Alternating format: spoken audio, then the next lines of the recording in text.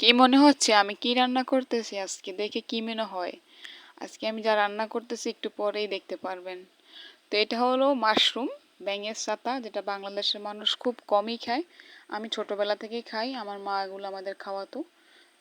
যদিও আমার মা অশিক্ষিত, কিন্তু তার মেন্টালিটি খুবই শিক্ষিত এবং খুব পপুলার। তো এগুলাকে খুব আলতো করে ধুয়ে নিতে হবে। আলতো করে ধুয়ে পরিষ্কার করে এগুলাকে আমি কেটে নিয়ে আসছি। যেগুলো ছোট ওগুলো আর কি কাটিনি, ওগুলো আস্তই আছে। তো এগুলাকে আমি একটু নুন, হলুদ আর মরিচ গুঁড়ো দিব, আর দিয়ে দিব হলো একটু গরম মশলার গুঁড়ো।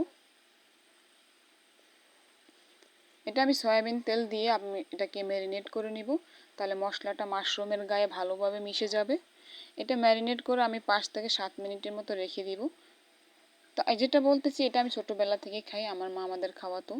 এখন এটা আমি পাইলাম, যেহেতু বর্ষাকাল, খড় পচে বা উলির টিবাতে হয়ে থাকে বেশি। তো ম্যারিনেট করে আমি রেখে দিলাম। এই পর্যায়ে আমি এটাকে রান্নার জন্য কড়াই বসিয়ে তেল গরম করে পেঁয়াজ দিয়ে দিলাম। পেঁয়াজটা একদম ছোট ছোট করে কাটার চেষ্টা করবি বা করবেন, ভালো হবে তাহলে। এটাকে ব্রাউন কালার করে একটু ভেজে নেব। দিয়ে দেবো 2 টুকরো দারচিনি আর 2 টুকরো এলাচ।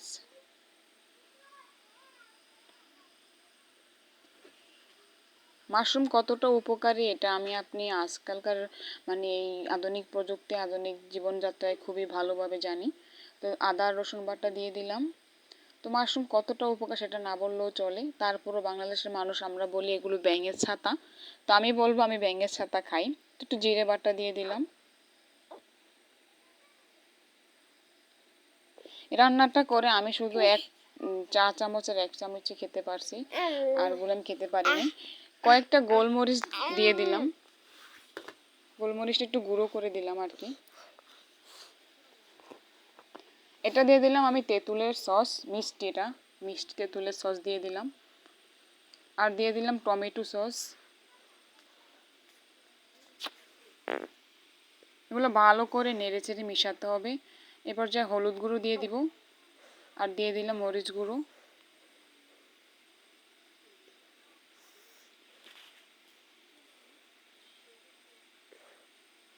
আর এটা দিয়ে দিলাম বাদাম বাটা। আপনার বাসায় যে বাদাম বাটাই থাকে ওটাই দিতে পারবেন, আমি চীনা বাদামটা বেটে দিয়েছি।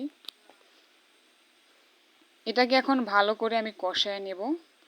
এই রান্নাটা অনেকেই আসলে করে খায়, অনেকে খায় না। বাংলাদেশের মানুষ, ওই যে বললাম ব্যাঙের ছাতা, তবে আমি ছোট থেকে খাই, আমি ভালো লাগে। তারপর যে পানি দিয়ে এটাকে আমি ফুটে ওঠা পর্যন্ত অপেক্ষা করেছিলাম। এবার ম্যারিনেট করা মাশরুমগুলো আমি দিয়ে দিব, দিয়ে নাড়াচাড়া করে রান্না শেষ করে নিব। এই রান্নাটা শুরু করার আগেই একটু ম্যারিনেট করে রাখলে চলবে, বেশি ম্যারিনেট করার দরকার নেই, কারণ নুন দিলে মাশরুমটা এমনিতে নরম হয়ে যায়, সফট হয়ে যায়। তো রান্না শুরু করার আগে একটু ম্যারিনেট করে নিলেই হবে। তো একটু নুন দিয়ে দিব, যেহেতু আমি আগে মাশরুমের সাথে নুন দিয়েছিলাম। তো এরপর যে একটু টেস্ট করে দিয়ে দিলাম। তো আমার রান্নাটা হয়ে গেছে, দেখতে যতটা দারুণ হয়েছে, খেতে সেরকম দারুণ হয়েছে। তা আমার ছেলে তো সকালে খেয়েছে, টিফিনে স্কুলে নিয়ে গেছে, স্কুল থেকে এসেও খেয়েছে। বললাম না আমি মাত্র 1 টিস্পুন বাগে পেয়েছি। স্বাস্থ্যকর ভিডিও দিয়ে সবার সুস্থতা কামনা করে বিদায় জানাচ্ছি।